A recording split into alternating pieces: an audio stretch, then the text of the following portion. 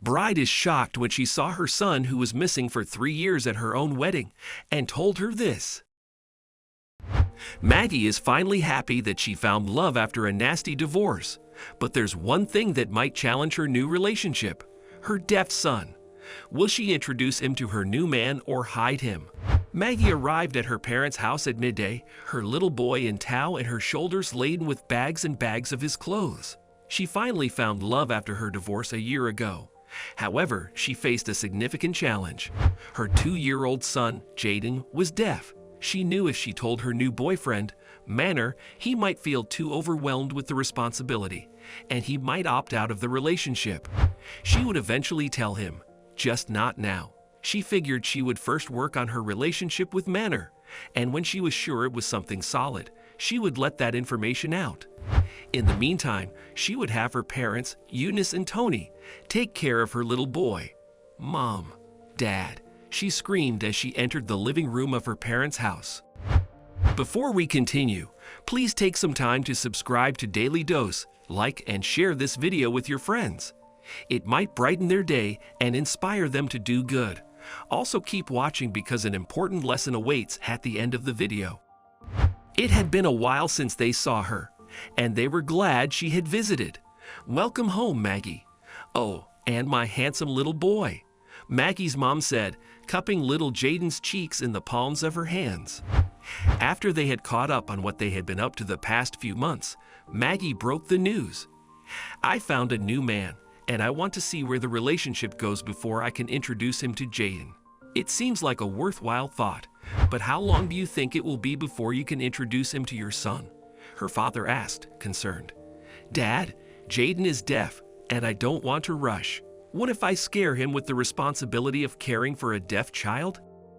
"But Maggie, if he loves you, he will love your child as well." Her mother tried reasoning with her, but she had made up her mind. Her parents could not understand it, but they were glad to spend time with their grandbaby. After all, they never got to see him much anymore. It was their chance to be the doting grandparents they constantly desired to be. Days turned to months, and months into years. 3 years after dropping her son off at her parents' house, Maggie was yet to come to pick him up. Her parents did not understand why it had taken her so long. The situation was made worse by the fact that Maggie had cut off all lines of communication with her parents. She had not seen or spoken to her son all this while. And then one day, when collecting his morning paper from the mailbox, Maggie's dad pulled out what seemed to be a wedding invitation addressed to Mr. and Mrs. Fox. That was him and his lovely wife. He rushed inside, called out to his wife, and they opened it together. "The family of Mr. and Mrs. Noah Stevens requests the pleasure of your company to celebrate the marriage of Maggie Fox and Manor Stevens on August 20, 2019 at 2:30 p.m. Maggie's getting married? Eunice and Tony stare at each other, only too aware of what the other was thinking. "Do you think she told him about Jaden?" Tony was the first to voice his concern. "I doubt it. Her boyfriend would have asked to see him," she answered, shaking her head in disappointment. Tony's head dropped, and he could not read the invitation further. He folded it up, intending to put it back into the envelope when a small note fell out. It was addressed to them, and was a request from Maggie not to bring little Jaden to the wedding ceremony. "Manor is quite wealthy, and soon I will afford his surgery. He doesn't have to know. Read the note." Right there and then, Eunice and Tony decided they would no longer be part of their daughter's devious scheme. They would bring Jaden to the ceremony, come what may. 2 months later, Maggie stood opposite her soon-to-be husband, looking gorgeous in her wedding gown. She was about to say her vows to Manor when she saw a little boy running down the aisle from the corner of her eye. She quickly looked and was shocked to see Jaden running toward her with his arms raised, ready for a hug.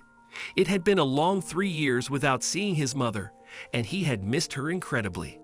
Maggie glanced at her confused fiancé, even as she noticed her parents closing in on her. "Maggie, we could not let you lie to a man you're planning on spending your life with," Tony declared, picking Jaden up. "Manor, this is Maggie's son. She kept him away from you because she was worried you would leave her once you found out she had a deaf son. This is unbelievable, Maggie. How could you do that to me? Don't you know by now that I would have loved and accepted him anyway? I'm sorry, Manor. I didn't want to burden you with raising a deaf child, cried Maggie. So you lied to me for 3 years? I don't believe this. This wedding is canceled, he said and stormed out of the venue.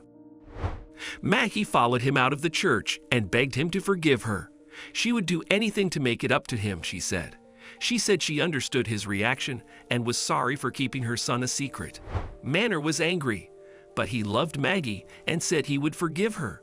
However, he needed some time alone to figure things out. When he was ready to talk, he would reach out to her. He'd, however, promised to cater for Jaden's surgery so he could have his hearing back. What can we learn from this story? Honesty is paramount, whatever the circumstances. If Maddie had been honest with her boyfriend about her deaf son, he would have accepted and loved him regardless. Always stand for what is right. Maggie's parents decided to tell the truth as they did not want to be part of her devious scheme.